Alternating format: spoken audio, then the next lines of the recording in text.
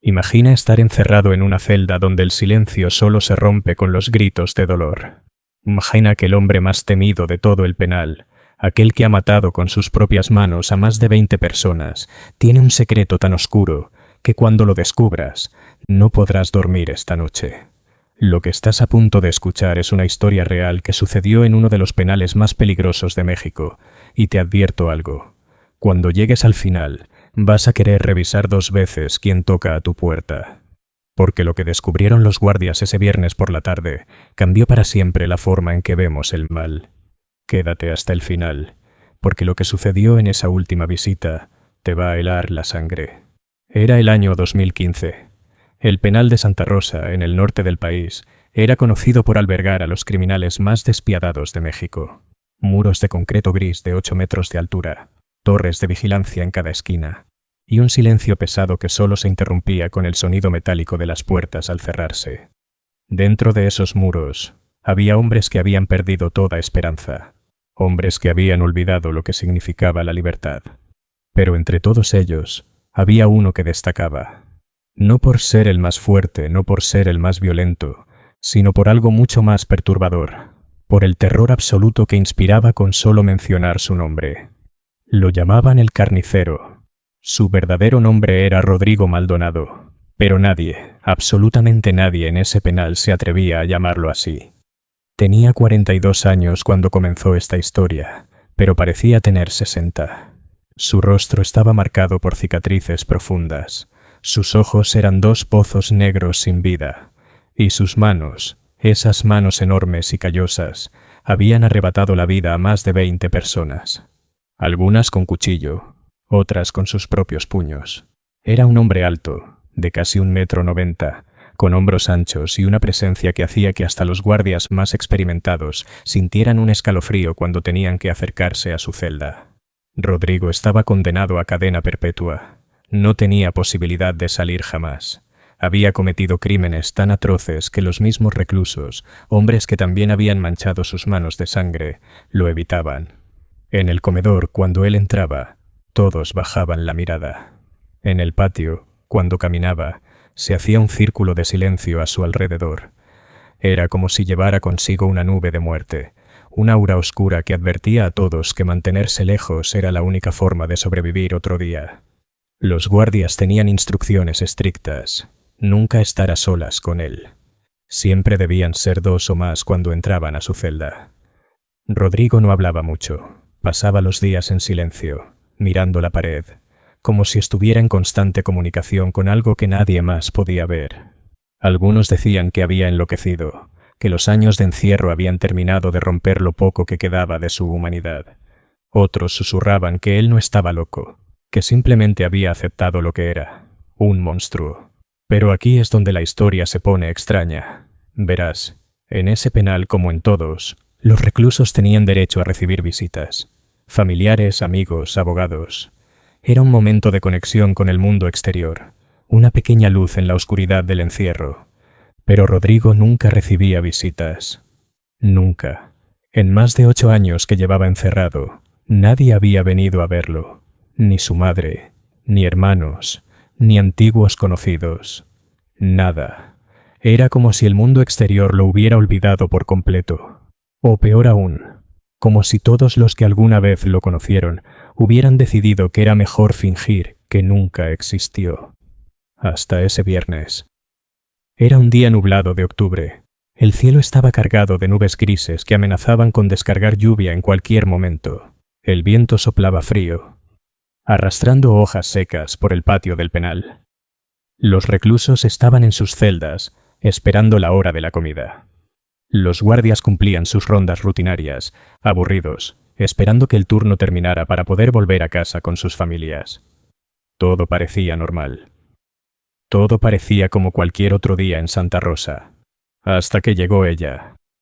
El guardia en la entrada, un hombre mayor llamado Esteban, con más de 20 años de experiencia en el sistema penitenciario, estaba revisando los documentos de los visitantes cuando la vio entrar. Era una mujer joven. No tendría más de 25 años.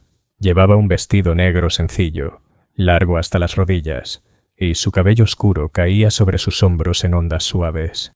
Su piel era pálida, casi traslúcida bajo la luz fría de la tarde. Pero lo que más llamó la atención de Esteban fueron sus ojos. Eran de un color claro, casi gris, y había algo en ellos que lo incomodó de inmediato. No transmitían tristeza, ni nerviosismo, ni miedo. Nada. Era como mirar a través de dos ventanas vacías. La mujer se acercó al mostrador y deslizó una identificación oficial hacia Esteban. Su nombre era Clara Domínguez. En el formulario de visita había escrito que venía a ver a Rodrigo Maldonado. Esteban sintió que se le secaba la garganta. Miró el nombre 2 veces para asegurarse de que había leído bien. Rodrigo Maldonado. El carnicero. En 8 años, esta era la primera persona que venía a visitarlo. ¿Está segura, señorita?, preguntó Esteban, su voz temblando ligeramente. ¿Rodrigo Maldonado? Clara sintió lentamente, sin cambiar su expresión. Sí, es mi tío. Esteban tragó saliva. No sabía que Rodrigo tuviera familia, mucho menos una sobrina. Revisó los documentos 3 veces. Todo parecía estar en orden. La identificación era legítima. El formulario estaba completo. No había razón legal para negarle la entrada. Pero algo en el estómago de Esteban le decía que esto no estaba bien. Algo en la forma en que esa mujer lo miraba, en la forma en que permanecía tan quieta, tan inexpresiva. Le ponía los pelos de punta. Voy a necesitar que pase por el detector de metales y que permita una revisión, dijo Esteban, intentando mantener su voz firme. Clara asintió nuevamente y pasó por todos los protocolos de seguridad sin resistencia. No llevaba nada prohibido, ni armas, ni drogas, ni objetos peligrosos. Estaba limpia. Esteban no tuvo más remedio que autorizarla. Llamó por radio a la sala de visitas y dio aviso de que Rodrigo Maldonado tenía una visitante. Del otro lado de la radio, hubo un silencio prolongado. «¿Repite eso?», preguntó la voz del supervisor, incrédula. «Rodrigo Maldonado tiene una visita. Una sobrina. Clara Domínguez». Otro silencio. «Llévala a la sala 3». «Voy para allá». La sala 3 era una sala de visitas especial, reservada para los reclusos de máxima peligrosidad. Era pequeña, con una mesa de metal atornillada al suelo en el centro, 2 sillas, y un vidrio grueso de seguridad que separaba el área de los guardias del área de visita. Había cámaras en cada esquina. Todo lo que sucediera ahí sería grabado. Clara fue escoltada por 2 guardias hasta la sala. Entró sin hacer ruido. Sus pasos eran suaves, casi inaudibles. Se sentó en una de las sillas y colocó sus manos sobre la mesa, una encima de la otra, y esperó. No miró alrededor, no mostró nerviosismo, solo esperó, con esos ojos vacíos fijos en la puerta por donde debía entrar Rodrigo. Mientras tanto, en el bloque de celdas de máxima seguridad, los guardias fueron a buscar a El Carnicero. Cuando abrieron la puerta de su celda, Rodrigo estaba sentado en el borde de su catre, con la mirada perdida en la pared como siempre. Uno de los guardias, un tipo joven y nervioso llamado Daniel, le informó que tenía visita. Rodrigo giró la cabeza lentamente. Por primera vez en años, algo cambió en su rostro. Sus ojos, esos pozos negros y muertos, parecieron cobrar vida. Una chispa extraña, algo entre sorpresa y algo más oscuro, algo que Daniel no pudo identificar. ¿Visita?, preguntó Rodrigo con voz ronca, como si no hubiera hablado en días. Sí, tu sobrina, Clara Domínguez. Rodrigo se quedó inmóvil durante varios segundos. Luego, una sonrisa lenta y torcida comenzó a formarse en sus labios. Era una sonrisa que no llegaba a sus ojos. Una sonrisa que hizo que Daniel sintiera que acababa de cometer un error terrible. Clara, susurró Rodrigo para sí mismo. Así que finalmente vino. Los guardias lo esposaron y lo escoltaron por los pasillos del penal. Cada paso que Rodrigo daba resonaba en el silencio. Otros reclusos, al verlo pasar, se apartaban instintivamente de los barrotes de sus celdas. Sabían que algo estaba pasando. Podían sentirlo en el aire. Cuando llegaron a la sala 3, abrieron la puerta y Rodrigo entró. Sus ojos se encontraron inmediatamente con los de Clara. Por un momento, nadie se movió. Era como si el tiempo se hubiera detenido. Rodrigo se sentó frente a ella. las esposas tintineando contra el metal de la mesa. Los guardias se quedaron en la puerta, observando a través del vidrio, listos para intervenir al primer signo de problema. Durante un largo minuto, ninguno de los dos habló, solo se miraban. Clara mantenía esa expresión vacía, esa calma perturbadora. Rodrigo, por su parte, no dejaba de sonreír. Finalmente, fue Clara quien rompió el silencio. «Hola, tío Rodrigo». Su voz era suave, casi infantil, pero había algo en el tono que sonaba falso, como si estuviera actuando. Rodrigo se inclinó hacia adelante, acercándose lo más que las esposas le permitían. «No pensé que vendrías», dijo él. Su voz era grave, rasposa. «Después de todo este tiempo». «Tenía que venir», respondió Clara. «Tenemos cosas de qué hablar». Rodrigo asintió lentamente. «Sí. Supongo que sí». Desde el vidrio de seguridad, el supervisor, un hombre de 50 años llamado Capitán Morales, observaba la escena con atención. Había algo en esa conversación que no le gustaba. La forma en que se miraban, la forma en que hablaban era demasiado íntima, demasiado cómplice. No era la interacción típica entre un recluso y un familiar que no se ha visto en años. Era algo más. «¿Qué opinas?», le preguntó Esteban, que también estaba observando. «No lo sé», respondió Morales, «pero algo no cuadra». Dentro de la sala, Clara se inclinó un poco más cerca. «¿Recuerdas la promesa?», preguntó ella en voz baja. Los ojos de Rodrigo brillaron. «Nunca la olvidé». «Bien, porque es hora». Morales frunció el ceño. «¿Qué están diciendo? ¿Alguien puede oír?» Uno de los guardias revisó el sistema de audio. «Están hablando muy bajo, señor. Apenas se capta». Morales sintió un nudo en el estómago. «Quiero que revisen a esa mujer otra vez. Algo no está bien». Pero antes de que pudiera dar más órdenes, Clara se levantó de su asiento. La visita había durado apenas 5 minutos. Se acercó a la puerta y tocó suavemente, indicando que quería salir. Los guardias abrieron. Rodrigo permaneció sentado, esa sonrisa torcida todavía en su rostro. Clara fue escoltada de regreso a la salida. Pasó todos los controles nuevamente. Nada. Estaba limpia. Firmó la hoja de salida y se fue del penal sin decir una palabra más. Esteban la vio alejarse por el estacionamiento hasta que desapareció de su vista.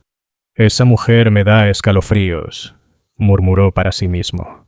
Lo que nadie sabía en ese momento, lo que nadie podía siquiera imaginar, era que esa visita de 5 minutos acababa de poner en marcha algo terrible, algo que había estado esperando durante años, algo que iba a convertir ese penal en un infierno.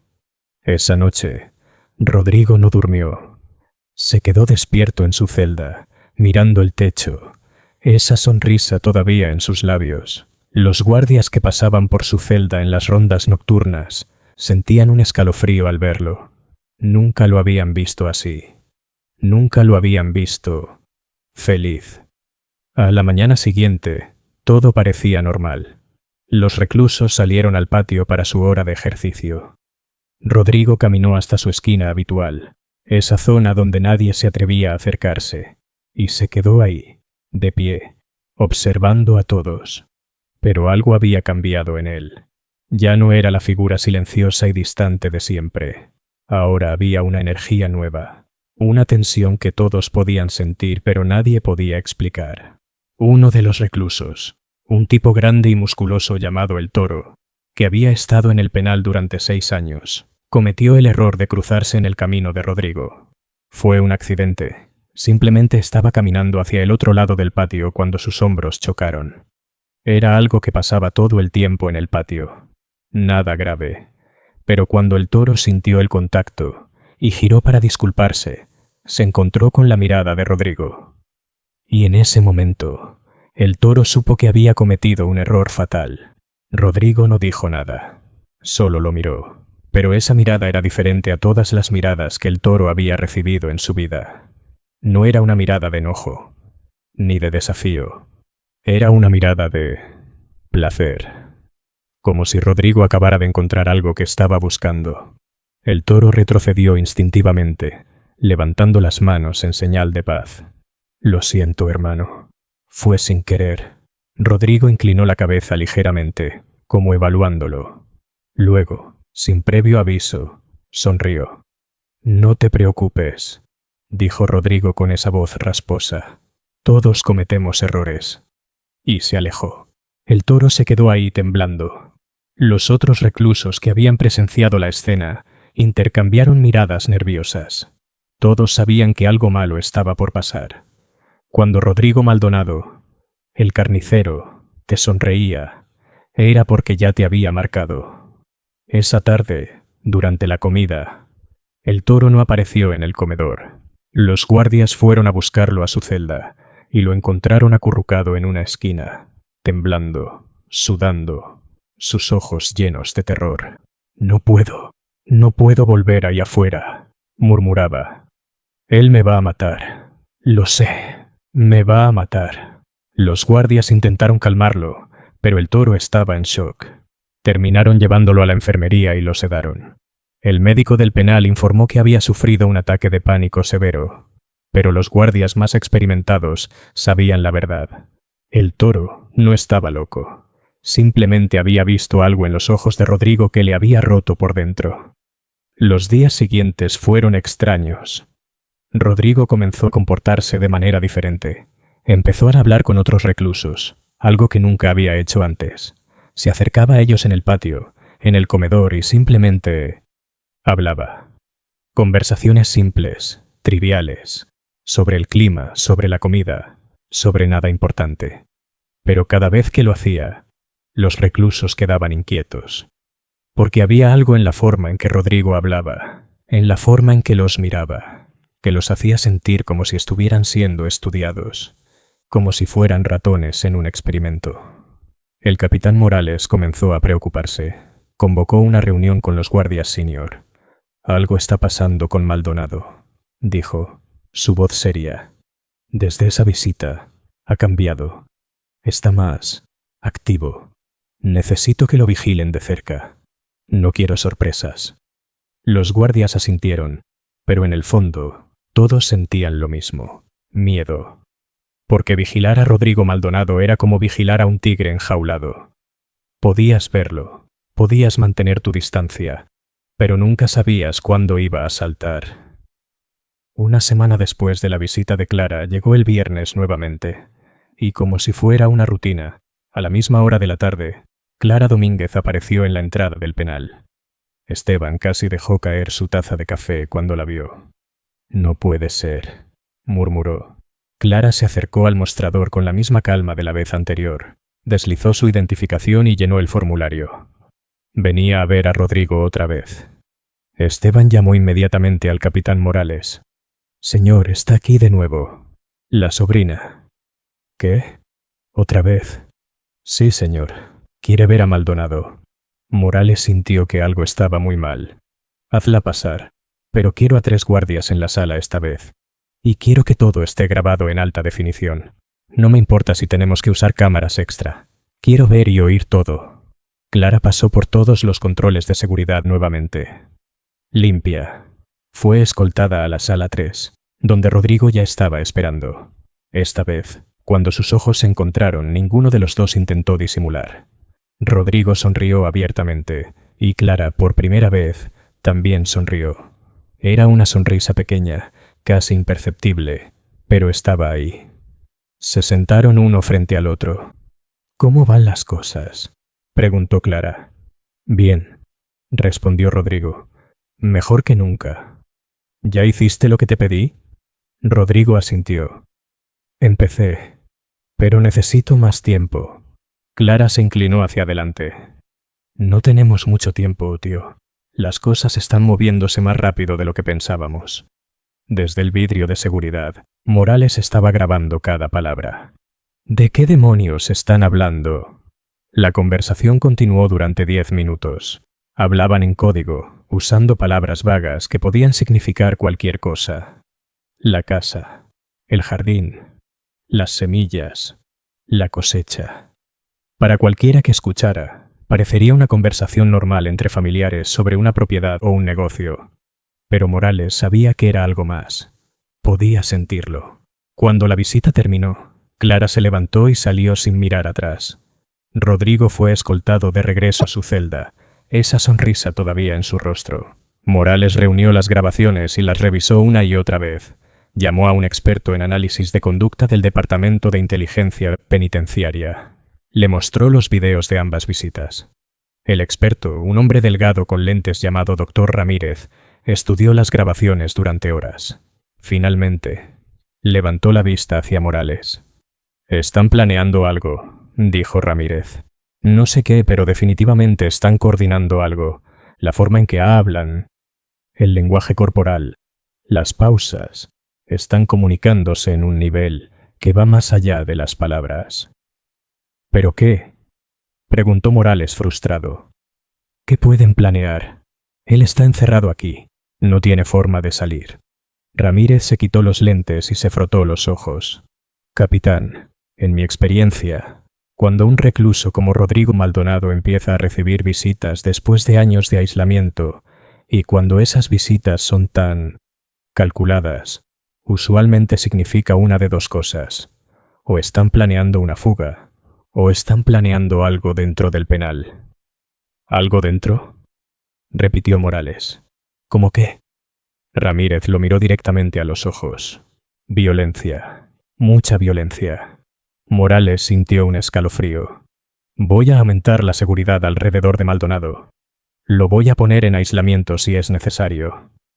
Puede que ya sea demasiado tarde», dijo Ramírez en voz baja. Y tenía razón. Esa misma noche, a las 3 de la madrugada, cuando el penal estaba sumido en la oscuridad y solo las luces de emergencia iluminaban los pasillos, comenzó. Empezó en el bloque C, donde dormían la mayoría de los reclusos de mediana peligrosidad. Los guardias escucharon gritos. No eran gritos de pelea normal, no eran los típicos gritos de reclusos discutiendo. Eran gritos de terror, gritos de dolor, gritos que hacían que la sangre se helara. Cuando los guardias corrieron hacia el bloque, se encontraron con una escena de pesadilla. 3 reclusos estaban tirados en el suelo de sus celdas, sangrando, retorciéndose de dolor. Habían sido atacados mientras dormían. Cuchillos improvisados, hechos de metal afilado y mangos envueltos en tela, habían sido clavados en sus cuerpos. Pero lo más perturbador no era la violencia en sí, era el patrón. Los 3 reclusos atacados tenían algo en común. Todos habían hablado con Rodrigo durante la semana anterior. Todos habían sido parte de esas conversaciones extrañas que él había iniciado en el patio y el comedor. Los guardias activaron el protocolo de emergencia. Todo el penal fue puesto en confinamiento total. Nadie podía salir de sus celdas. Se inició una investigación inmediata. Pero cuando fueron a interrogar a los posibles sospechosos, se encontraron con algo aterrador. Nadie hablaba. Los reclusos, que normalmente eran bocones, que siempre tenían información sobre cualquier cosa que pasaba en el penal, ahora estaban mudos. Cuando los guardias presionaban, solo recibían miradas de miedo y negativas de cabeza.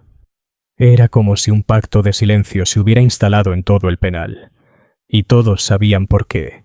Todos sabían quién estaba detrás. Morales fue directamente a la celda de Rodrigo. Lo encontró despierto, sentado en su catre, esa maldita sonrisa en su rostro. «¿Tuviste algo que ver con lo que pasó esta noche?», preguntó Morales, tratando de controlar su furia. Rodrigo inclinó la cabeza, fingiendo inocencia. «Capitán, he estado encerrado en mi celda toda la noche. Puede revisar las cámaras». Y tenía razón. Las cámaras mostraban que Rodrigo nunca había salido de su celda. Pero eso no significaba nada. Morales sabía que Rodrigo había orquestado todo. De alguna manera, durante esas conversaciones aparentemente inocentes, había plantado las semillas. Había manipulado a otros reclusos para que hicieran su trabajo sucio. «¿Por qué?», preguntó Morales. «¿Por qué ahora?». Rodrigo se encogió de hombros. «La gente comete errores, capitán. Ya se lo dije a alguien hace unos días. Todos cometemos errores». Morales apretó los puños. Quería golpear a ese hombre. Quería hacer que pagara, pero sabía que eso era exactamente lo que Rodrigo quería. Quería provocar una reacción. Quería caos. «Voy a descubrir qué estás planeando», dijo Morales. «Y cuando lo haga, te voy a enterrar en un agujero tan profundo que nunca volverás a ver la luz del día». Rodrigo se rió. Era una risa baja, gutural, que resonó en los oídos de Morales mucho después de que saliera de la celda. Los días siguientes fueron una pesadilla. Los ataques continuaron. Cada noche, 1 o 2 reclusos más aparecían heridos. Siempre eran ataques sorpresa, siempre en la oscuridad, siempre con cuchillos improvisados. Y siempre, las víctimas eran personas que habían tenido contacto con Rodrigo. El penal estaba en crisis, los reclusos estaban aterrorizados. Muchos se negaban a salir de sus celdas durante el día. El ambiente era tan tenso que los guardias llevaban sus armas cargadas en todo momento. Se sentía como si el penal estuviera al borde de un motín. Morales trabajaba día y noche para encontrar a los responsables, pero era imposible. Los atacantes eran diferentes cada vez. Y cuando finalmente lograban identificar y aislar a uno, el recluso simplemente decía lo mismo. Fue órdenes del carnicero. Si no lo hacía, me mataba a mí. Rodrigo había creado una red de terror. Había usado el miedo para controlar a otros reclusos. Los había convertido en sus peones. Y todo había comenzado con esa primera visita de Clara. Morales decidió que era hora de investigar más a fondo a esa mujer. Mandó una solicitud oficial al Departamento de Investigación Criminal para que verificaran la identidad de Clara Domínguez. Quería saber quién era realmente, de dónde venía y cuál era su relación exacta con Rodrigo. Los resultados llegaron 3 días después, y cuando Morales leyó el informe, sintió que el suelo se abría bajo sus pies. Clara Domínguez no existía. Bueno, técnicamente existía. Había una mujer con ese nombre, con esa identificación, con ese historial. Pero cuando los investigadores fueron más profundo, descubrieron que Clara Domínguez había muerto 5 años atrás en un accidente automovilístico. Su identidad había sido robada. Alguien había tomado su nombre, sus documentos, y los había usado para crear una identidad falsa. La mujer que había visitado a Rodrigo no era su sobrina, no era familia. Era una impostora. Morales sintió pánico. ¿Quién demonios es ella entonces? Ordenó una investigación exhaustiva. Revisaron todas las cámaras de seguridad del penal. Analizaron cada frame de las visitas. Intentaron rastrear su vehículo, su origen, cualquier cosa. Pero era como si la mujer fuera un fantasma. Había llegado, había cumplido su misión y había desaparecido. Mientras tanto, Rodrigo continuaba con su juego. Los ataques se volvieron más audaces, más violentos. Ya no eran solo apuñalamientos. Ahora había golpizas brutales, intentos de estrangulamiento, incluso un incendio provocado en una de las celdas. El penal estaba fuera de control. Morales tomó una decisión drástica. Ordenó que Rodrigo fuera puesto en aislamiento total. Lo trasladaron a una celda especial, separada del resto del penal, donde estaría vigilado las 24 horas del día.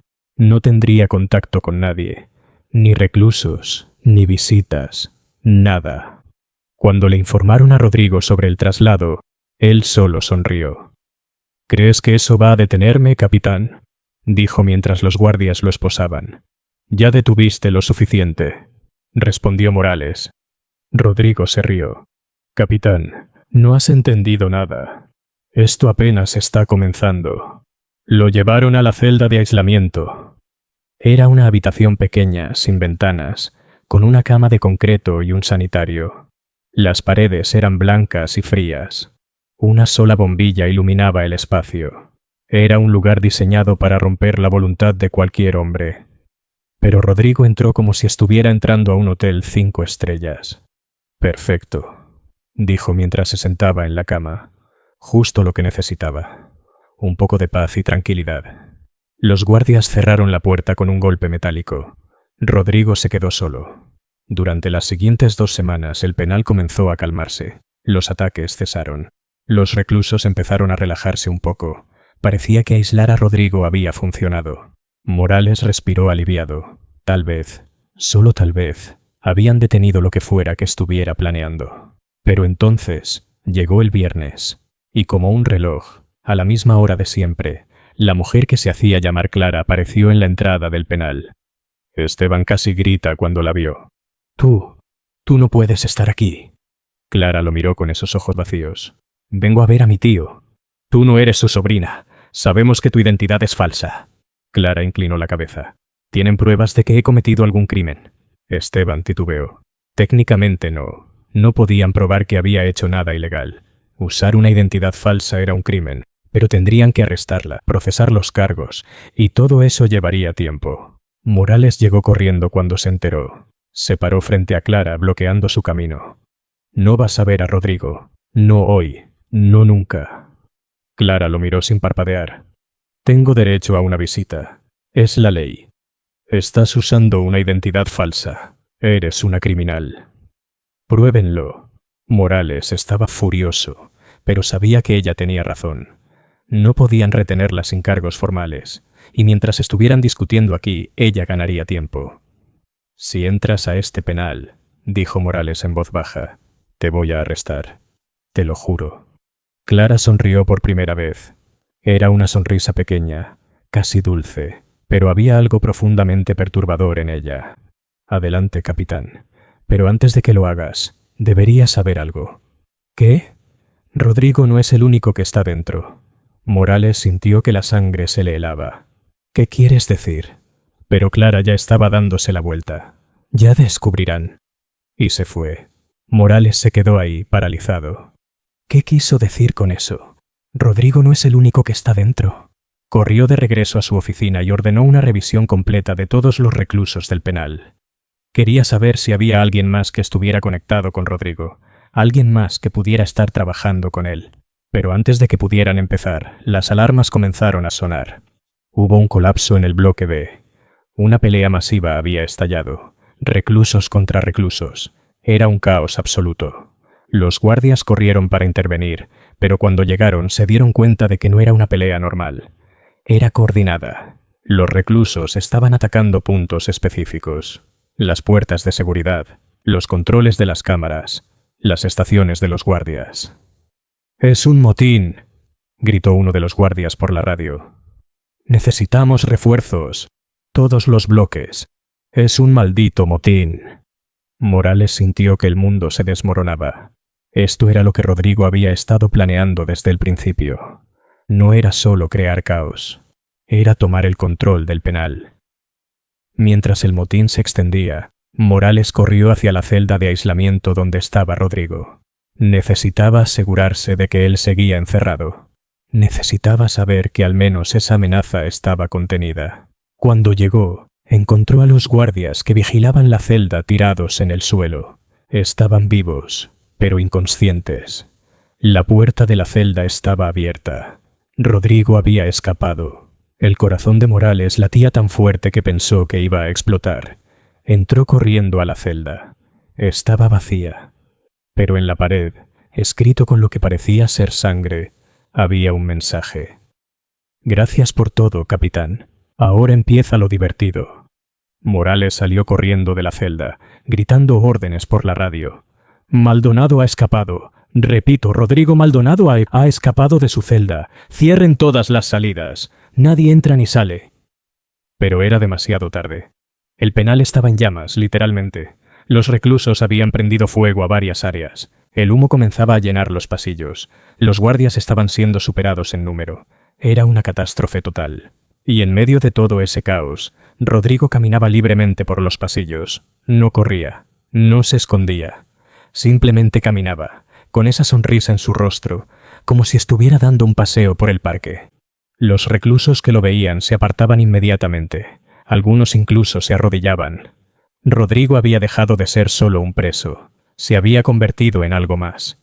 Se había convertido en una leyenda, en un símbolo de poder absoluto dentro de esas paredes. Morales lo perseguía desesperadamente, pero cada vez que creía estar cerca, Rodrigo desaparecía entre el humo y el caos. Finalmente, Morales lo vio. Estaba en el patio central, rodeado de reclusos. Pero no lo estaban atacando. Lo estaban protegiendo. Formaban un círculo a su alrededor, listos para luchar contra cualquiera que intentara acercarse. Morales levantó su arma, apuntando directamente a Rodrigo. «¡Se acabó, Maldonado! ¡Ríndete!». Rodrigo lo miró y se rió. «Capitán, ¿realmente crees que puedes detenerme? Mira a tu alrededor. Este lugar es mío ahora. Y tenía razón. El penal había caído. Los guardias estaban retrocediendo, pidiendo refuerzos de emergencia de otras instalaciones. Los reclusos habían tomado el control de la mayoría de los bloques. Pero entonces, algo cambió. Se escuchó un sonido. Un helicóptero. Morales miró hacia arriba y vio un helicóptero negro descendiendo sobre el patio. No tenía marcas. No era de la policía ni del ejército. Era un helicóptero privado. ¿Qué demonios? El helicóptero aterrizó en medio del patio. La puerta lateral se abrió, y de ella salió Clara. Llevaba el mismo vestido negro, pero ahora tenía una maleta en la mano. Rodrigo sonrió de oreja a oreja al verla. Sabía que vendrías. Clara caminó hacia él con calma, ignorando completamente a Morales y a los guardias que los rodeaban. Le entregó la maleta a Rodrigo. Todo está listo. Tenemos que irnos ahora. Rodrigo abrió la maleta. Dentro había ropa, documentos falsos, dinero, todo lo que necesitaba para desaparecer. Morales no podía creerlo. «No, no van a salir de aquí». Levantó su arma nuevamente, pero antes de que pudiera disparar, uno de los reclusos se lanzó contra él. Otros guardias intentaron intervenir, pero fueron rápidamente superados. Era un caos absoluto. Rodrigo y Clara corrieron hacia el helicóptero. Los reclusos les cubrían la espalda, luchando contra los guardias para darles tiempo de escapar. Morales luchó contra el recluso que lo había tacleado, logró liberarse y disparó. La bala pasó cerca de Rodrigo, pero no lo alcanzó. Rodrigo y Clara subieron al helicóptero justo cuando Morales disparaba de nuevo. Esta vez, la bala impactó en el costado del helicóptero, pero no fue suficiente para detenerlo. Las hélices comenzaron a girar más rápido, y el helicóptero empezó a elevarse. Morales corrió hacia él, gritando, disparando, pero era inútil. El helicóptero se elevó por encima de los muros del penal y desapareció en el cielo nublado. Rodrigo Maldonado, el preso más peligroso del penal, el hombre que había sido condenado a cadena perpetua, había escapado. El penal quedó sumido en el caos durante horas. Finalmente llegaron refuerzos de otras ciudades. Equipos especiales de policía y militares entraron y retomaron el control. Los reclusos fueron sometidos y encerrados nuevamente en sus celdas. El motín había terminado, pero el daño estaba hecho. 17 guardias resultaron heridos, 3 murieron, 23 reclusos también murieron en los enfrentamientos, y el hombre responsable de todo, el cerebro detrás de la operación más audaz que ese penal había visto jamás, había escapado. Morales estaba sentado en su oficina, destruida por el motín, con la cabeza entre las manos. Había fracasado. Había subestimado a Rodrigo. Había creído que ponerlo en aislamiento sería suficiente.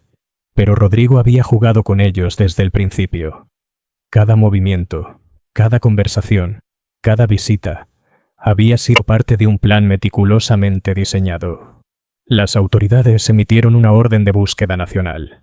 La foto de Rodrigo Maldonado fue transmitida en todos los noticieros. Se ofreció una recompensa enorme por información que llevara a su captura. Pero pasaron los días, luego las semanas, y no hubo ni una sola pista. Era como si Rodrigo y Clara se hubieran desvanecido en el aire. Los investigadores revisaron todo. Analizaron las grabaciones de las visitas una y otra vez. Interrogaron a todos los reclusos que habían tenido contacto con Rodrigo. Rastrearon el helicóptero, pero descubrieron que también había sido robado días antes del motín, con documentos falsos. Todo había sido planeado con una precisión quirúrgica. Pero entonces, 2 meses después de la fuga, llegó un paquete a la oficina del capitán Morales. No tenía remitente. Solo tenía su nombre escrito en el sobre. Morales lo abrió con manos temblorosas. Dentro había una carta y una fotografía. La fotografía mostraba a Rodrigo y Clara, sonriendo, en una playa tropical. Rodrigo llevaba lentes de sol y una camisa hawaiana. Clara estaba a su lado, abrazándolo. Parecían felices, como una pareja normal disfrutando de vacaciones. La carta decía: «Querido capitán Morales, espero que esta carta lo encuentre bien. Quería agradecerle personalmente por todo lo que hizo. sin su dedicación, sin su obsesión por mantenerme encerrado, nada de esto habría sido posible. Verá, necesitaba motivación, necesitaba un desafío. Y usted me lo dio. Clara no es mi sobrina, como ya debe haber descubierto. Es mi esposa. Nos conocimos hace muchos años, antes de que me encerraran. Cuando caí, ella prometió que me sacaría. Le tomó 8 años planear todo esto. 8 años de investigación, de contactos, de preparación. Ella infiltró personas dentro del penal mucho antes de que apareciera por primera vez. Guardias que fueron sobornados, reclusos que fueron convencidos. Todo estaba listo. Solo necesitábamos el momento adecuado. Esas visitas no fueron para planear la fuga. La fuga ya estaba planeada. Esas visitas fueron para que yo pudiera verla, para recordarme por qué valía la pena salir. Ahora estamos libres, capitán, viviendo una vida que usted nunca podrá tocar. Y cada día, cuando me despierto en este paraíso, recuerdo su rostro cuando el helicóptero despegó. Fue hermoso. Gracias por jugar. Atentamente, Rodrigo Maldonado. Morales dejó caer la carta. Sintió una mezcla de rabia, frustración y algo más, admiración. Odiaba admitirlo, pero Rodrigo había ganado. Había jugado contra todo el sistema y había salido victorioso. Morales sabía que probablemente nunca lo atraparían. Rodrigo y Clara habían desaparecido en algún lugar del mundo, probablemente con identidades completamente nuevas. El dinero que habían usado para sobornar a guardias y organizar la fuga probablemente provenía de los años de crímenes de Rodrigo antes de ser arrestado. Tenían recursos, tenían experiencia y tenían cada razón para mantenerse escondidos. Pero la historia no terminó ahí. 6 meses después de recibir esa carta, Morales estaba en su casa, incapaz de dormir, como todas las noches desde la fuga. Encendió la televisión y comenzó a cambiar canales distraídamente. Entonces vio algo que le heló la sangre. Era un noticiero internacional. Estaban reportando sobre un incidente en una pequeña isla del Caribe.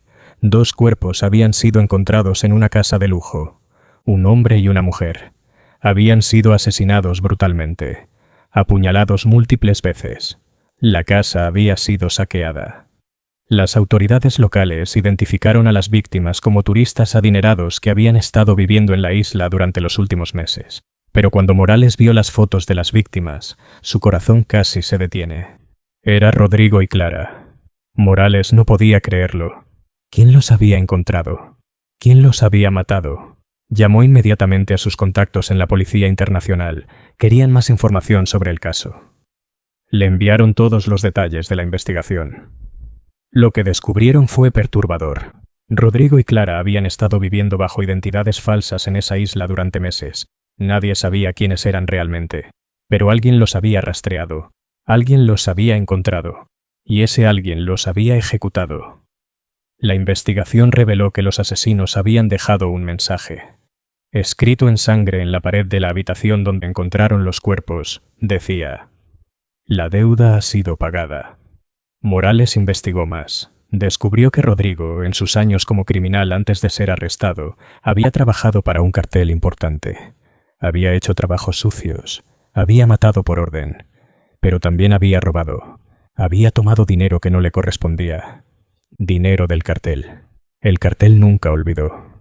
Durante todos esos años que Rodrigo estuvo en prisión, el cartel simplemente esperó. Sabían que eventualmente saldría, de una forma u otra. Y cuando lo hizo, cuando cometió el error de establecerse en un solo lugar, de bajar la guardia aunque fuera un poco, el cartel actuó. Rodrigo había escapado de la prisión. Había burlado a todo el sistema judicial, pero no pudo escapar de su pasado.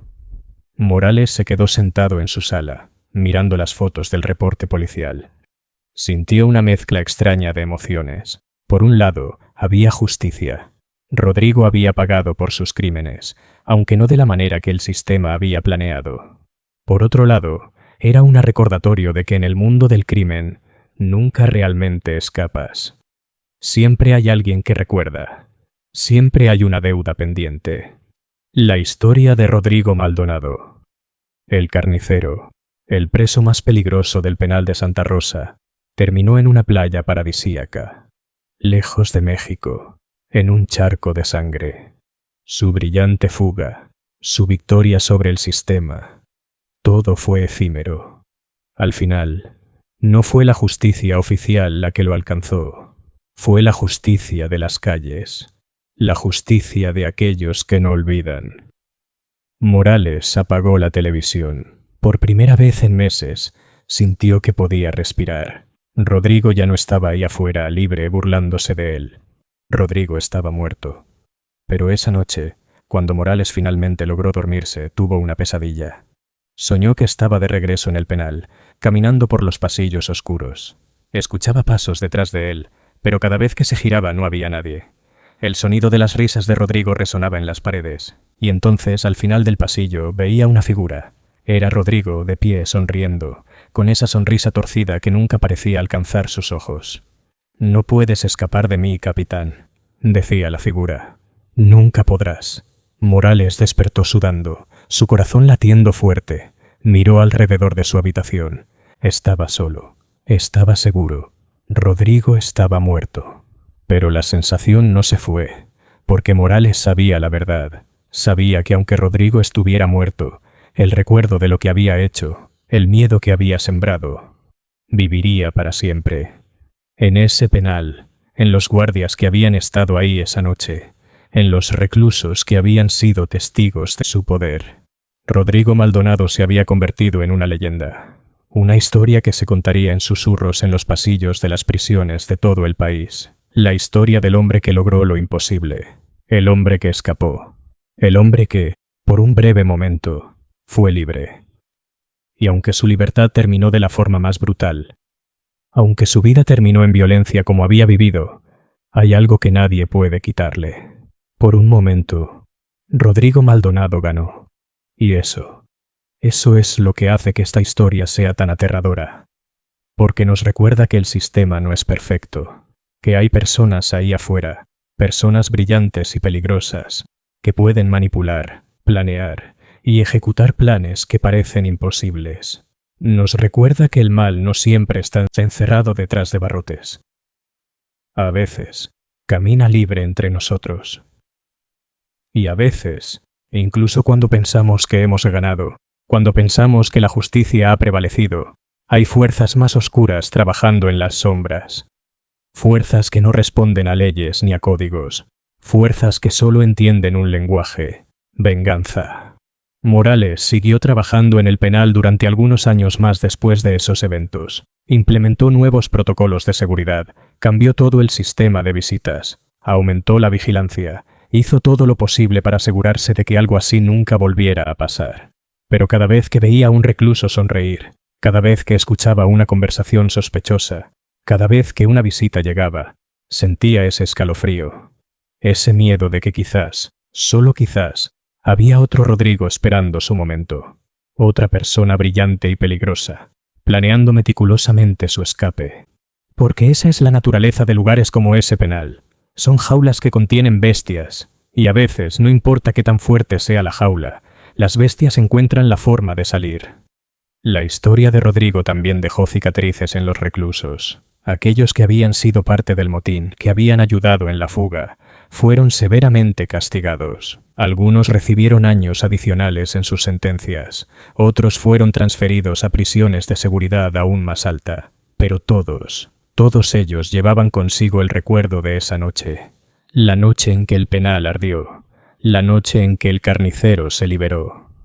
Y en las noches tranquilas, cuando el silencio caía sobre el penal, se podía escuchar a los reclusos más viejos contando la historia a los nuevos. La historia del preso más peligroso.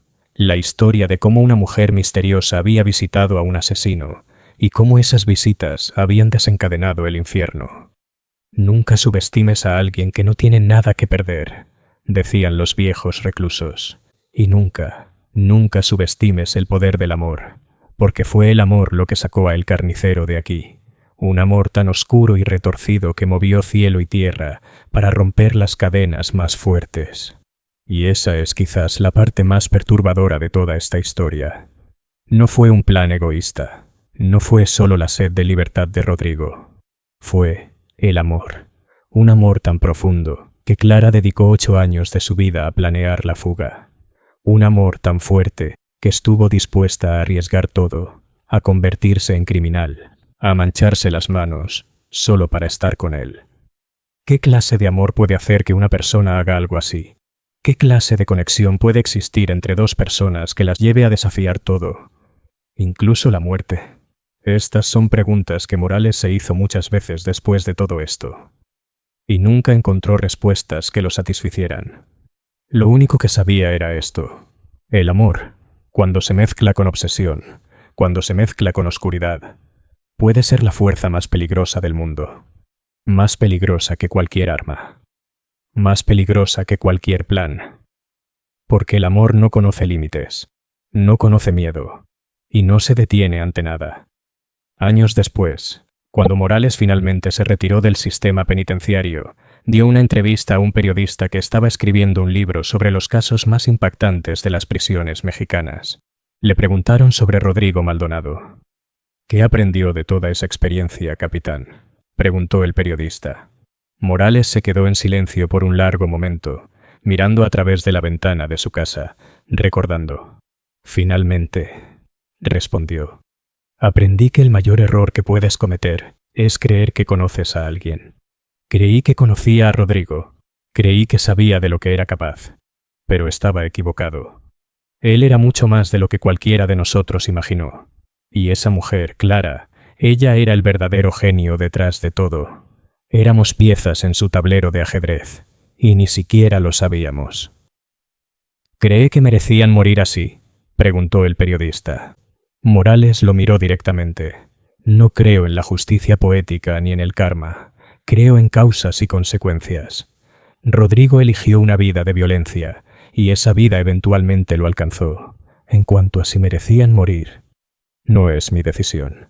Pero puedo decirte esto: cada vez que recuerdo esa noche, cada vez que recuerdo ver ese helicóptero despegar con él dentro, sonriendo, burlándose de nosotros, una parte de mí se alegra de que encontrara el final que encontró. Porque si no lo hubieran matado, si hubiera seguido libre, sé que eventualmente habría vuelto a matar. Era su naturaleza. No podía cambiarla. El libro se publicó meses después. Se convirtió en un bestseller en México. La historia de Rodrigo Maldonado captó la imaginación del público. Algunos lo veían como un villano absoluto. Otros, extrañamente, lo veían casi como un antihéroe. Un hombre que había desafiado al sistema y había ganado, aunque sea temporalmente. Se hicieron documentales, se escribieron artículos. La historia se contó y se volvió a contar, cada vez con más dramatismo, más detalles inventados, hasta que se volvió difícil separar la realidad de la ficción. Pero para aquellos que estuvieron ahí, para Morales, para Esteban, para todos los guardias y reclusos que vivieron esos eventos, la verdad era mucho más simple y mucho más aterradora. La verdad era que habían conocido el mal en su forma más pura. Lo habían visto caminar entre ellos, hablar con ellos, sonreírles, y habían sido completamente impotentes para detenerlo. Y esa impotencia, ese sentimiento de haber sido superado por alguien tan oscuro, eso era algo que nunca los abandonó. Entonces, ¿qué nos deja esta historia? ¿Qué debemos aprender de ella? Tal vez la lección es simple. Nunca subestimes a nadie. Nunca asumas que porque alguien está encerrado, está vencido. Nunca creas que tienes el control total de una situación. Porque siempre hay variables que no puedes ver. Siempre hay planes que no puedes anticipar. Y siempre hay personas que están dispuestas a hacer cosas que tú nunca imaginarías. Rodrigo Maldonado fue uno de esos hombres. Clara fue una de esas mujeres. Y juntos crearon una de las historias más perturbadoras que el sistema penitenciario mexicano ha visto jamás. Pero más allá de la historia misma, más allá de la fuga y la violencia y la muerte, hay algo más profundo aquí. Hay una pregunta que permanece, inquietante, en la mente de cualquiera que escuche esta historia. Si fueras tú, si alguien a quien amas estuviera encerrado para siempre, condenado a nunca volver a ver la luz del día. ¿Hasta dónde llegarías? ¿Qué estarías dispuesto a hacer? ¿Qué líneas estarías dispuesto a cruzar? Es fácil juzgar a Clara. Es fácil decir que lo que hizo estuvo mal, que ayudar a un asesino a escapar es imperdonable. Y tienes razón. Objetivamente, moralmente, legalmente, estuvo mal. Pero cuando piensas en el amor que debió haber sentido, en la determinación que debe haber tomado para dedicar 8 años completos de su vida a un solo objetivo, para arriesgar su propia libertad, su propia vida, hay algo ahí que va más allá de lo que la mayoría de nosotros podemos comprender. Y eso es lo que hace que esta historia sea tan fascinante y tan aterradora al mismo tiempo, porque nos obliga a confrontar preguntas incómodas sobre nosotros mismos, sobre qué haríamos en situaciones extremas, sobre dónde terminan nuestros principios y dónde comienza nuestro amor.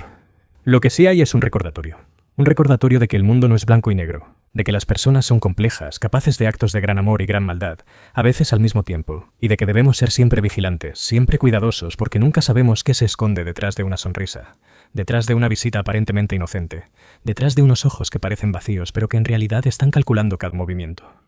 Así que la próxima vez que escuches sobre un crimen, sobre una fuga, sobre algo que parece imposible, recuerda esta historia. Recuerda a Rodrigo Maldonado y Clara Domínguez. Recuerda que lo imposible solo es imposible hasta que alguien lo hace. Y cuando estés en tu casa en la noche y escuches un ruido extraño, o veas una sombra moverse donde no debería haber nada, recuerda que hay personas ahí afuera. Personas brillantes, peligrosas, impredecibles. Y algunas de ellas están más cerca de lo que piensas. Esa es la verdadera lección de esta historia. No es sobre un preso que escapó, no es sobre un motín en una cárcel. Es sobre la naturaleza humana en su forma más cruda. Sobre lo que somos capaces cuando nos quitamos las máscaras de civilización que llevamos todos los días. Y créeme cuando te digo esto, lo que hay debajo de esas máscaras puede ser hermoso, puede ser terrible, pero siempre será más complejo de lo que imaginamos. Así que mantén los ojos abiertos, mantén la mente alerta, y nunca, nunca asumas que conoces toda la historia. Porque como aprendió el capitán Morales, como aprendieron todos los guardias de ese penal, la verdad siempre es más profunda, más oscura y más perturbadora de lo que aparenta en la superficie. Y ahora que conoces esta historia, ahora que has visto dentro de ese mundo de sombras y secretos, te toca a ti decidir qué hacer con este conocimiento. ¿Lo olvidarás? ¿Lo guardas en un rincón oscuro de tu mente? ¿O te quedará ahí inquietándote, haciéndote preguntarte sobre las personas que conoces, sobre los secretos que guardan, sobre lo que realmente son capaces de hacer? Esa decisión es tuya. Pero te lo advierto, una vez que has visto la oscuridad, una vez que has mirado dentro del abismo, es muy difícil apartar la mirada. Y el abismo, como dicen, siempre te devuelve la mirada. Esto fue la historia del preso más peligroso del penal, la historia de Rodrigo Maldonado, el carnicero, la historia de Clara Domínguez, la mujer misteriosa que cambió todo, y la historia de cómo el amor y la obsesión pueden crear algo más poderoso que cualquier reja, más fuerte que cualquier ley. Espero que te haya dejado pensando. Espero que te haya puesto la piel de gallina. Y espero que la próxima vez que veas las noticias, la próxima vez que escuches sobre un crimen que parece imposible, recuerdes esta historia y te des cuenta de que en el mundo real, la verdad siempre supera a la ficción. Porque esto no fue una película, esto no fue una novela. Esto sucedió. En un penal real, con personas reales, con consecuencias reales. Y eso es lo que hace que sea tan perturbador. Si te gustó esta historia, si quieres conocer más secretos oscuros, más historias que te harán cuestionar todo lo que creías saber sobre la naturaleza humana, quédate en este canal. Porque tengo muchas más historias que contar. Historias de crímenes que te helarán la sangre. Historias de personas que cruzaron líneas que nunca deberían haberse cruzado. Historias que te mantendrán despierto en la noche, preguntándote si realmente conoces a las personas que te rodean. Suscríbete, dile like, comparte con alguien que crees que necesita escuchar esto. Porque estas historias no son solo entretenimiento, son lecciones, son advertencias, son ventanas a un mundo que la mayoría prefiere ignorar. Pero tú no eres la mayoría. Tú viniste hasta aquí, escuchaste hasta el final. Eso significa que tienes el valor de mirar a la oscuridad. Y por eso tengo muchas más historias esperándote. Nos vemos en el próximo video. Si es que te atreves. Porque te prometo una cosa. La próxima historia será aún más escalofriante, aún más perturbadora, aún más real. ¿Estás listo para eso? Solo hay una forma de averiguarlo. Hasta la próxima. Y que duermas bien esta noche, si es que puedes.